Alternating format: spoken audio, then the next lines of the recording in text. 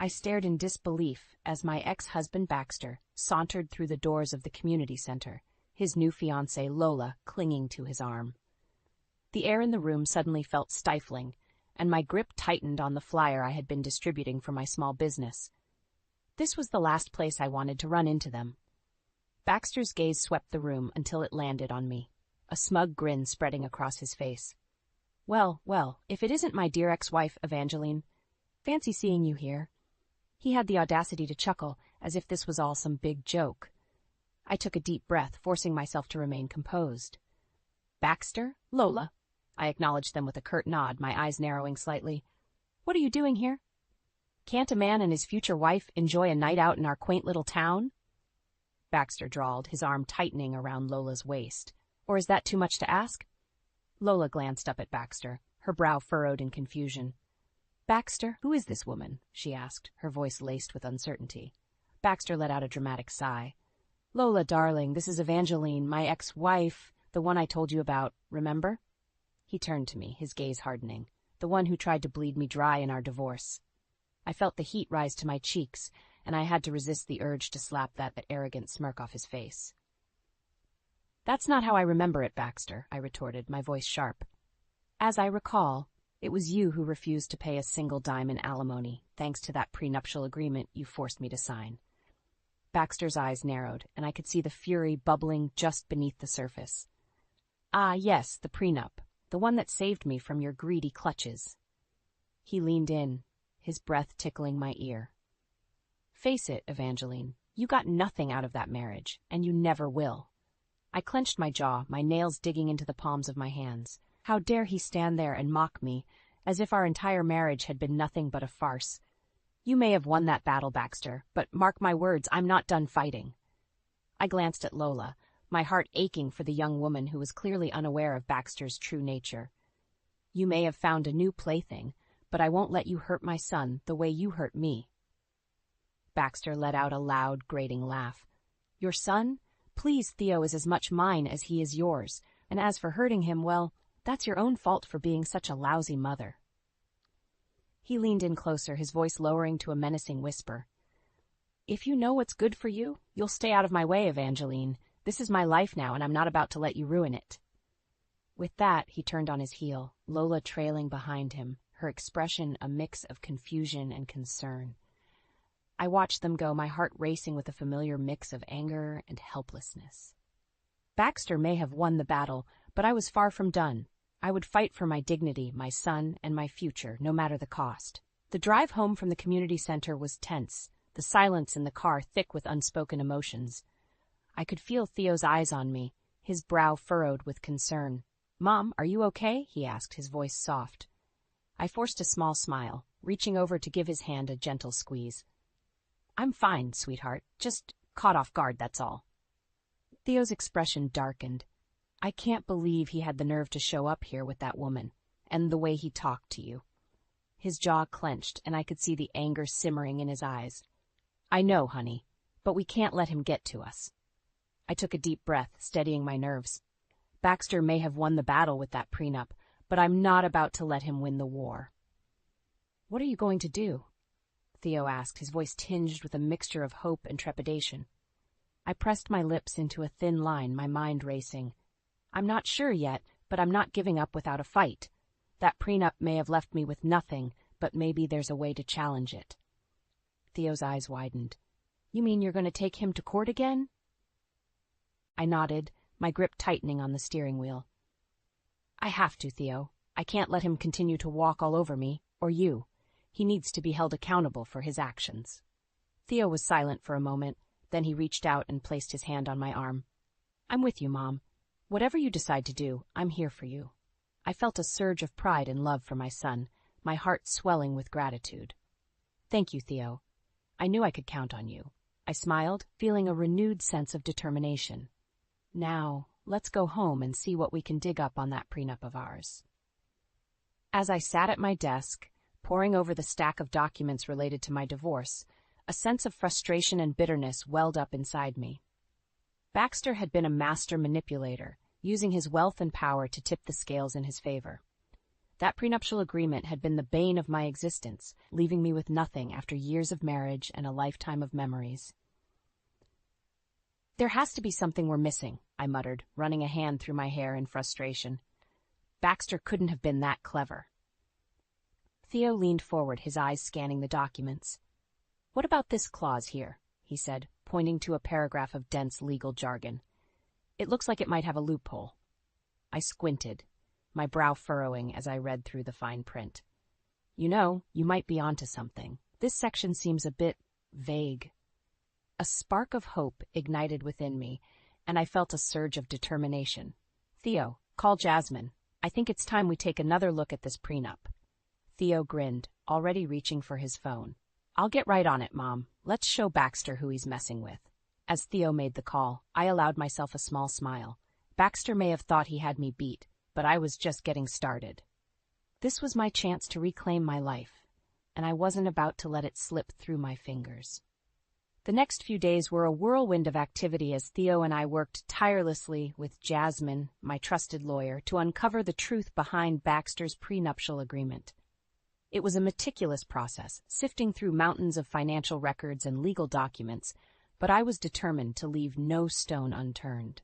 Jasmine's sharp eye and keen legal expertise were invaluable as we began to piece together the puzzle. "It's all starting to make sense now," she said, her brow furrowed in concentration. "Baxter used some very clever and underhanded tactics to conceal his assets during the divorce proceedings."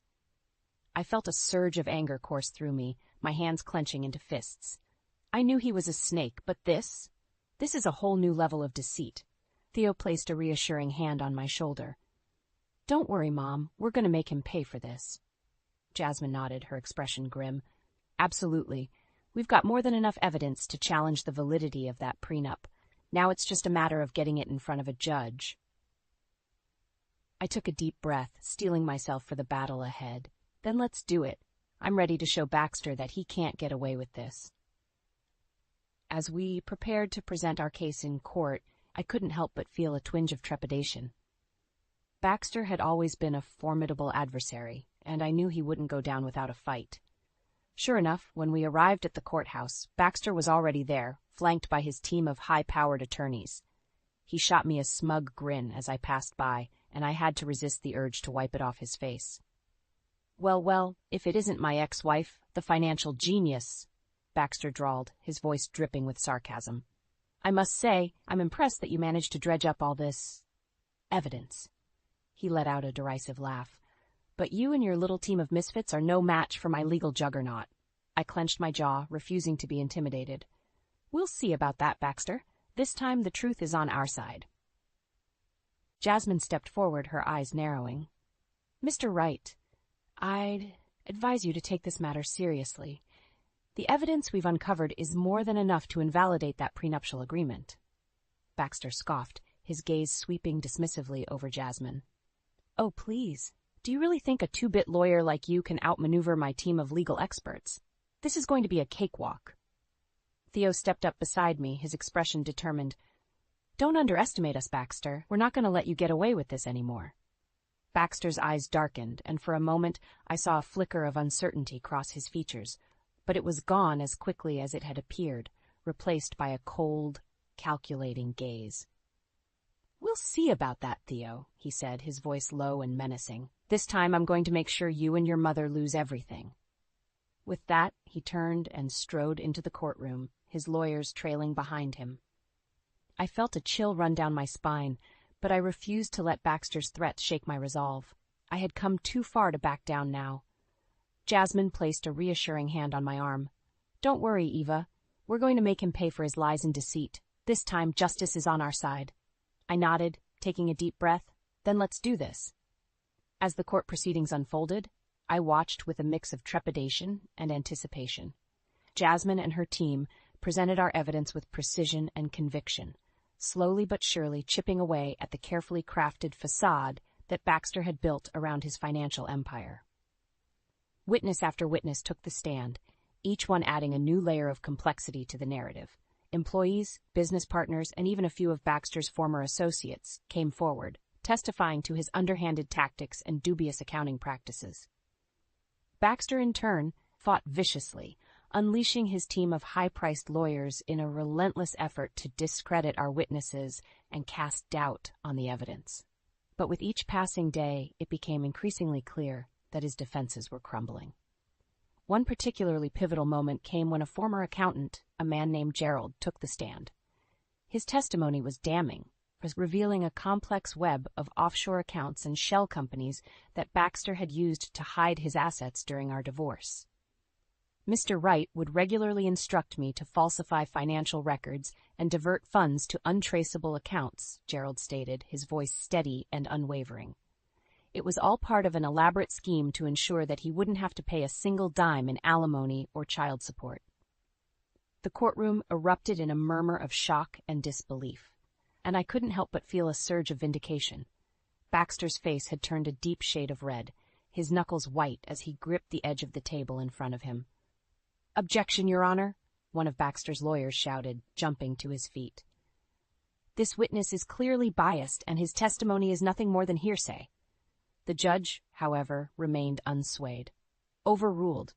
The witness's testimony is relevant and admissible. She turned her stern gaze towards Baxter. "Mr. Wright, you would do well to refrain from any further outbursts." Baxter's jaw clenched, and I could see the rage simmering behind his eyes. But he remained silent, his shoulders stiff as he sank back into his chair. As the proceedings continued, the tide began to turn against Baxter. The media coverage of the case had grown increasingly intense, with reporters digging into his past and uncovering a trail of shady business dealings and unethical practices. Suddenly, the once untouchable Baxter Wright found himself the target of public scrutiny and outrage. His business ventures began to crumble as investors and partners sought to distance themselves from the growing scandal. "This is a disaster," Baxter growled, pacing back and forth in the courthouse hallway. "How could this be happening?" I couldn't help but feel a small twinge of satisfaction as I watched him unravel. "Maybe if you hadn't spent so much time trying to deceive everyone, this wouldn't be happening," I replied, my voice laced with a hint of smugness. Baxter's eyes narrowed, and he stepped closer, his finger jabbing the air in front of my face. "This isn't over, Evangeline. I'm going to make you and that pathetic son of ours pay for this." I stood my ground, refusing to be intimidated. "Go ahead and try, Baxter, but this time the truth is on our side." With that, I turned and walked away, leaving Baxter to stew in his own anger and frustration. As I rejoined Theo and Jasmine, I couldn't help but feel a sense of renewed hope. The tides were turning, and the road to justice was finally in sight. As the trial progressed, the noose around Baxter's neck tightened with each passing day. The evidence we had uncovered, thanks to Jasmine's tireless efforts, painted a damning portrait of his deceitful and manipulative behavior. One particularly significant development came when we stumbled upon a complex scheme Baxter had orchestrated to hide assets during our divorce. Jasmine and her team worked tirelessly, combing through financial records and tracing a tangled web of offshore accounts and shell companies. "This is it, Eva," Jasmine said, her eyes sparkling with triumph. "We've got him dead to rights. The court is going to have no choice but to invalidate that prenup." I felt a surge of relief and anticipation, but also a tinge of apprehension. "Are you sure, Jasmine? Baxter has always been able to wriggle his way out of these kinds of situations." Jasmine nodded, her expression resolute. "Absolutely. The evidence is ironclad. Baxter's little game of financial hide-and-seek is about to catch up with him." I couldn't help but feel a sense of cautious optimism. After years of being on the defensive, the tables were finally turning. Baxter's arrogance and overconfidence had been his undoing, and I was more than ready to see him reap the consequences of his actions. As we returned to the courthouse for the next round of proceedings, I could feel the tension in the air. Baxter and his team of lawyers were visibly on edge, their faces etched with a mixture of frustration and desperation. Jasmine wasted no time in presenting our findings, her voice clear and confident as she laid out the details of Baxter's elaborate scheme. The courtroom was silent, save for the occasional gasp of shock and disbelief as the magnitude of Baxter's deception became increasingly clear.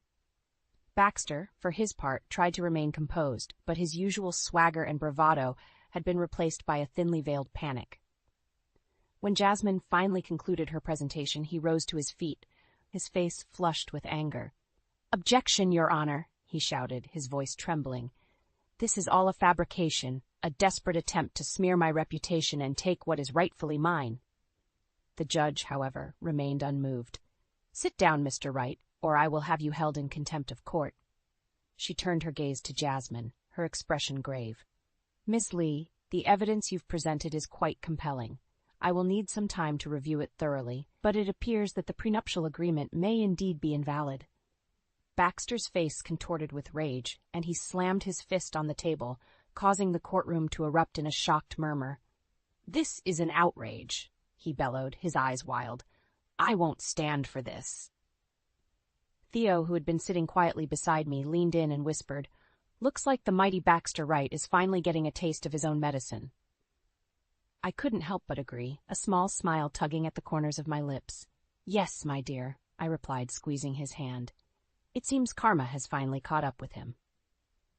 As the judge adjourned the proceedings for the day, Baxter stormed out of the courtroom, his lawyers trailing behind him like a pack of frenzied vultures. I watched him go, feeling a sense of triumph and relief wash over me. This was a victory, to be sure, but I knew that the battle was far from over. Baxter was a formidable and relentless opponent, and I couldn't afford to let my guard down. Still, in that moment, I allowed myself to bask in the satisfaction of seeing justice begin to prevail. The air in the courtroom was thick with tension as we reconvened for the final showdown with Baxter. Jasmine had assured me that our case was rock solid, but I couldn't help but feel a twinge of apprehension. Baxter was a master manipulator, and I knew he would stop at nothing to protect his ill-gotten gains. As Baxter strode into the room, his gaze swept across the faces of the judge, the jury, and finally settling on me. His lips curled into a sneer, and I could see the raw fury burning in his eyes. "Well, well, if it isn't my dear ex-wife Evangeline," he drawled, his voice dripping with disdain. "I must say I'm impressed that you've managed to drag this circus out for so long." I clenched my jaw, refusing to be baited. "Save it, Baxter. Your games are over."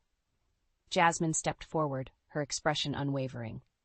"Your Honor, we are prepared to present our final evidence against the validity of the prenuptial agreement between Mr. Wright and Ms. Reed." The judge nodded, her gaze stern. "Very well, Miss Lee. You may proceed." Jasmine launched into a meticulously detailed presentation, outlining Baxter's elaborate scheme to conceal assets and manipulate the financial records during our divorce proceedings. She called witnesses, presented documents, and systematically dismantled Baxter's defense, leaving him visibly rattled. At one point, Baxter attempted to interrupt, his voice rising in a desperate attempt to discredit the evidence. "Objection, Your Honor. This is all a fabrication, a blatant attempt to rob me of what is rightfully mine." The judge, however, remained unfazed. "Overruled, Mr. Wright. Ms. Lee's presentation is factual and well substantiated. I would advise you to refrain from further outbursts." Baxter's face flushed with fury, and I could see the veins in his neck pulsing. But he remained silent, his eyes narrowing as he glared at Jasmine. As the presentation drew to a close, Jasmine turned to face the judge, her expression solemn. "Your Honor, based on the overwhelming evidence we have presented, we are confident that the prenuptial agreement between Mr. Wright and Ms. Reed is null and void. Baxter Wright's blatant deception and manipulation have rendered the agreement invalid, and we respectfully request that it be set aside." The courtroom erupted in a murmur of anticipation, and I felt Theo's hand squeeze mine, his eyes shining with hope. I held my breath, my heart pounding in my chest as the judge considered Jasmine's words. After what felt like an eternity, the judge cleared her throat, her gaze sweeping across the room. "Having carefully reviewed the evidence presented by Miss Lee, I find that the prenuptial agreement between Mr. Wright and Miss Reed is indeed invalid. Baxter Wright's fraudulent actions and concealment of assets have rendered the agreement null and void." The courtroom erupted in a thunderous applause, and I felt a surge of relief and triumph wash over me. Theo pulled me into a tight hug, his voice choked with emotion. "We did it, Mom," he exclaimed. "We finally beat him." I held my son close, tears of joy streaming down my face. "Yes, Theo, we did. Justice has finally been served." As I turned to face Baxter, I saw the true depth of his defeat. His face was ashen, his shoulders slumped in defeat. For once, the man who had always seemed untouchable was finally being held accountable for his actions. "This isn't over, Evangeline," he snarled, his voice trembling with rage. "I'll make you pay for this, mark my words." I met his gaze, unflinching. "No, Baxter, this time it is over. Your reign of deceit and manipulation has come to an end." With that, I turned and walked away, knowing that I had finally reclaimed the power he had taken from me all those years ago. In the aftermath of the court's ruling, Baxter's once formidable empire began to crumble at an alarming rate. The public scrutiny and legal repercussions of his fraudulent activities had a devastating impact on his business ventures and personal life. I watched with a mixture of satisfaction and pity as Baxter's world came tumbling down around him. His fiancée, Lola, was the first to abandon ship, her eyes filled with a betrayal that cut him deeper than any legal setback. "How could you do this, Baxter?"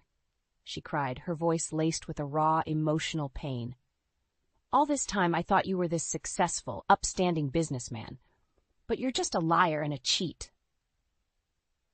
Baxter for once was rendered speechless, his usual bravado nowhere to be found. He stood there, his shoulders slumped, as Lola gathered her belongings and stormed out of their shared apartment.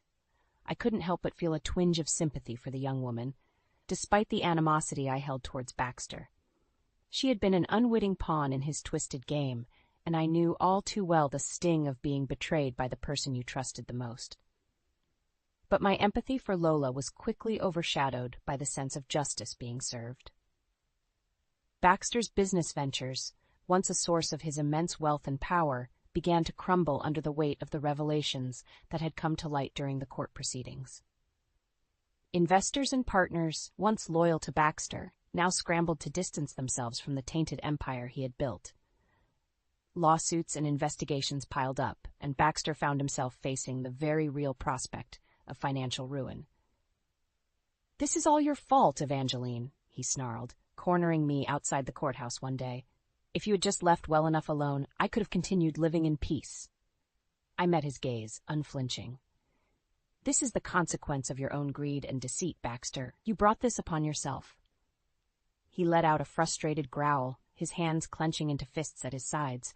"I'll make you pay for this, mark my words. I'll take everything from you, your business, your son, your pathetic excuse for a life." I couldn't help but feel a pang of fear at his words, but I refused to let it show. "Threatening me won't do you any good, Baxter. The damage has been done, and you have no one to blame but yourself." With that, I turned and walked away, leaving him to stew in his own rage and despair. As I rejoined Theo and Jasmine, I couldn't help but feel a sense of satisfaction. "It's over, Theo," I said, my voice barely above a whisper. "Baxter's reign of terror is finally coming to an end." Theo wrapped his arms around me, and I could feel the tension in his body slowly dissipate. "I'm so proud of you, Mom. You never gave up, and now we can finally move on with our lives." I nodded, a small smile tugging at the corners of my lips. "Yes, my dear. And not only that, but I believe it's time we do something to help those who were wronged by Baxter's misdeeds." Jasmine, who had been listening quietly, stepped forward, her eyes shining with understanding. "I think that's an excellent idea, Eva. We have the means to make a real difference in the lives of those Baxter has hurt." As we began to formulate a plan to use my settlement to support Baxter's other victims, I couldn't help but feel a sense of renewed purpose. Baxter's downfall had been a long and arduous journey, but in the end, justice had prevailed, and now it was time to ensure that his legacy of greed and deceit would never be forgotten. As the dust settled on Baxter's downfall, I found myself standing at a crossroads, unsure of where to go next. The settlement I had received from the invalidated prenup had given me a newfound financial freedom, but the journey to get there had left me feeling drained and uncertain.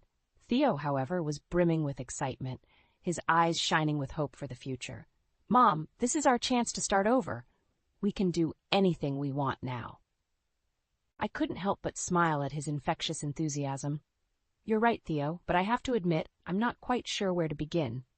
Jasmine, ever the pragmatic advisor, stepped in with a reassuring smile.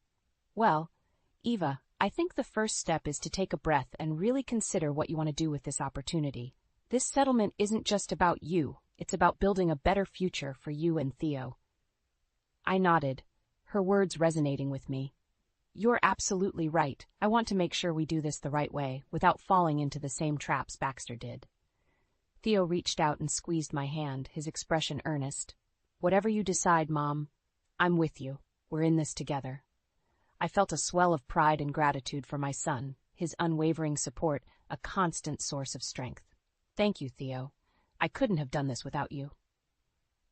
After much deliberation, Theo and I decided to use a portion of the settlement to expand my small business, finally giving it the resources it needed to thrive.